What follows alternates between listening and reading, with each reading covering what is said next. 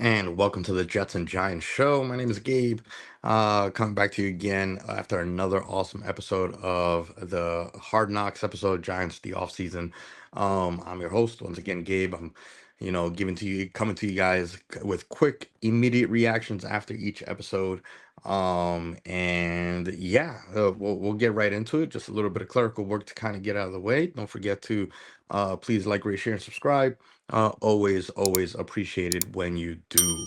Yeah, anyway, let's get right into it. Once again, it's another episode of Hard Knocks offseason with the New York Giants. And this third episode was actually even to me even more exciting than the last episode. I came away with from this episode so excited for the start of next season, with all the action this with all the action in the in kind of like at free agency, kind of like the beginning of really the real beginning of the off season, which is when free agency day starts happening and all the teams are able to talk to all the free agents and as well as the other players, to not be in the tampering, deal with tampering and stuff like that, which still remains to be seen. I do still feel like there's some tampering going on somewhere, and we'll get into that in a little bit. But yeah, like like all the excitement. This was like Joe Shane the entire episode doing back off his dealings and all that stuff. I loved how they formatted the show, starting with the Saquon Barkley news, which is where we left off in the last episode, dealing with that, and just kind of as soon as they kind of get on the clock, very similar to kind of how draft day seems to be. The clock strikes 12 and it's immediately, wheeling and dealing.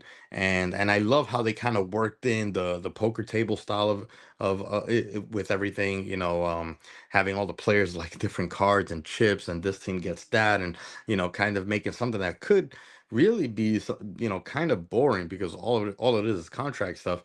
Make it a little bit more fun with that little interactive play, with the poker table and stuff. So because this is what the GMs are doing. This is their bread and butter, is to know how to wheel and deal, right? So, but as I said, the episode started with Joe Shane talking to Ed Berry, Ed Berry's Saquon's agent and stuff, and this caught me really off guard because it seems like they kind of had a deal sort of in place. He got the number that it sounded like Saquon was good with. As far as what they're looking for minimum per year and what they're looking for guaranteed, which was I think 12 something 3 years and 25 mil guaranteed. Joe Shane was like, "Hey, I'm ready to do this right now. We can kind of get him signed up. We'll fly him back. We'll fly him up here, get him up here, and we'll do this contract done today." And then it seemed like there was a little bit of backtracking with Ed, which in all likelihood, Ed was kind of thinking, "Okay, well, we got a commitment from the Giants, but we're still going to hit free agency. Let's see what happens." Okay, let's get that number that Joe Shane said that we can go out there and get, and maybe go from there. In hindsight, I don't know if this was maybe, a bad move on Joe Shane to kind of give some sort of like, not an ultimate, but a directive of like, hey, go out there, see what your number is, because clearly they have a potential deal on the table, ready to sign, but because they know that Joe Shane, told them to go check out your value and stuff like that, Joe Shane couldn't, like give the ultimatum of like, hey, like either sign this right now or I walk away. You know what I mean?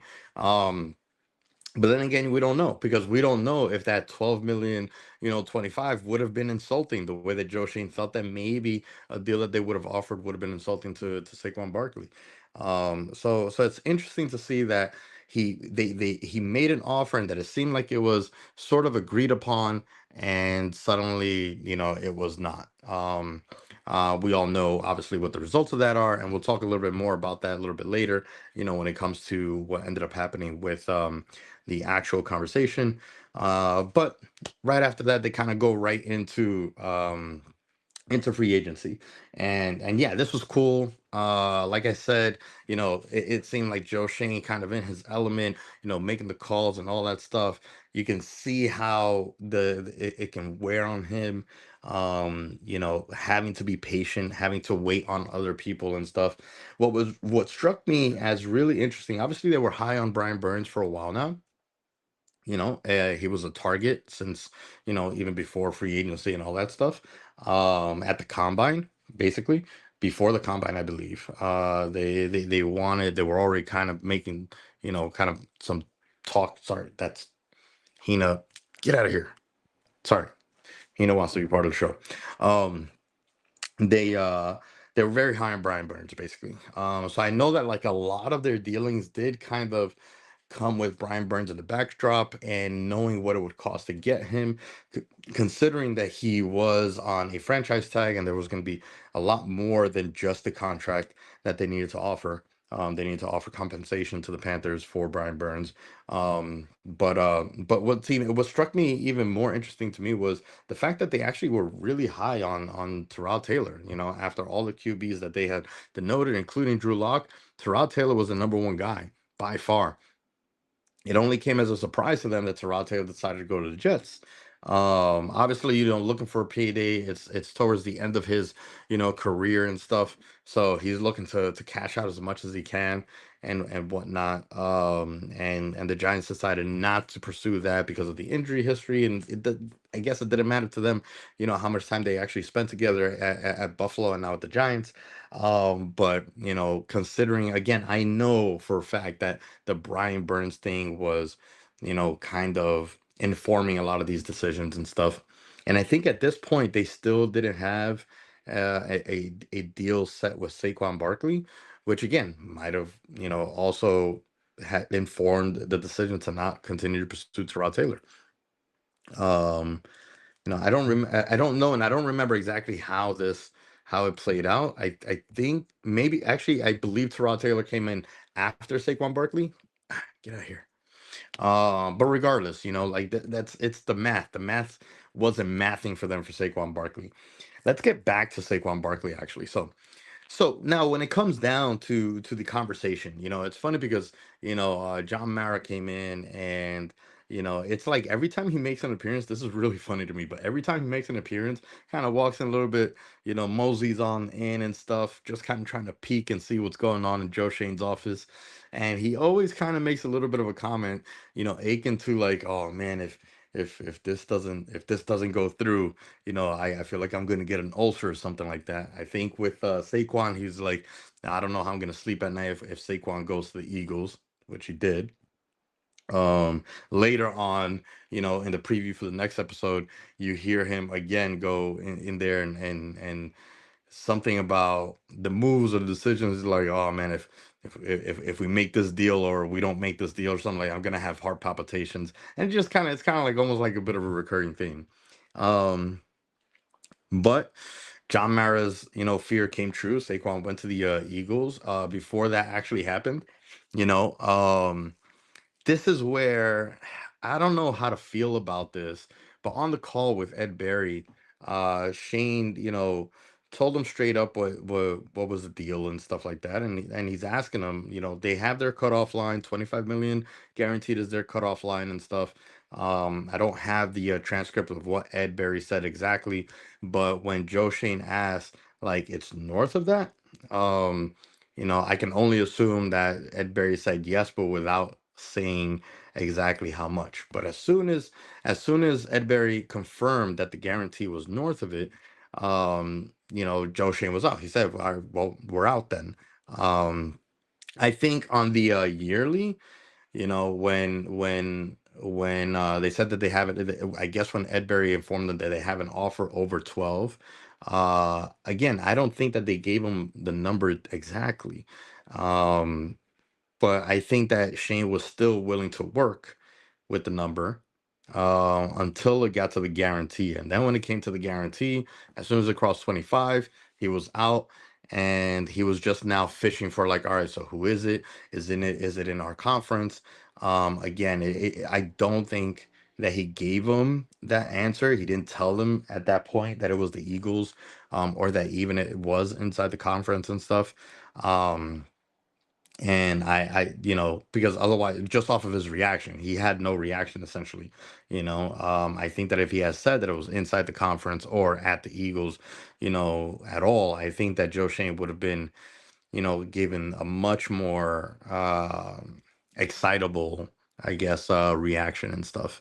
But anyway, it came out. I'd still be interested to know exactly what were the details that Ed Berry gave Joe Shane at that moment. I don't know if he was trying to like fish for more. Maybe he was trying to fish for more, but then it came out that it was only 26 something, um, which was just $1 million more than what Joe Shane offered him and stuff. I don't like the idea of of all the media reports afterwards saying that like there wasn't a deal offered to Saquon. Clearly that's false. Clearly there was a deal kind of in place. They were ready to sign him that day.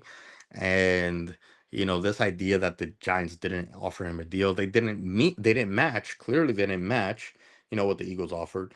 But the fact that the idea that they didn't offer, that they didn't try to keep him, I think that that narrative is completely busted, and we do have to kind of, give Shane credit for trying, to be honest. So that's where I fall on it. I think I'm perfectly happy with how free agency ended up turning out. I love how everything has turned out so far, including the draft. But this show made me so excited when they started showing the compilation of all the new signees coming into the office, signing Drew Lock on his social, on G-Man social, saying "Go Big Blue" and all that stuff. Like, I mean, like that little compilation there, including with Spider-Man, Brian Burns, hit that scene and stuff. I just got like so excited. I just cannot wait for preseason, for day one, game one. I cannot wait for the fall, and I cannot wait for the next episode of Hard Knocks. Man, this has been awesome. I really really enjoy this off season so far. This is the kind of thing that I like to do, the chess moves, the kind of thing that I'm interested in is in the chess moves and stuff, all the backroom dealings and whatnot. And I'm really excited to see what's next. You know what I mean? So, um, anyway, that's gonna be it for today. Once again, thank you guys for joining, and don't forget to like, rate, share, and subscribe. Until next time, go Giants, go Jets.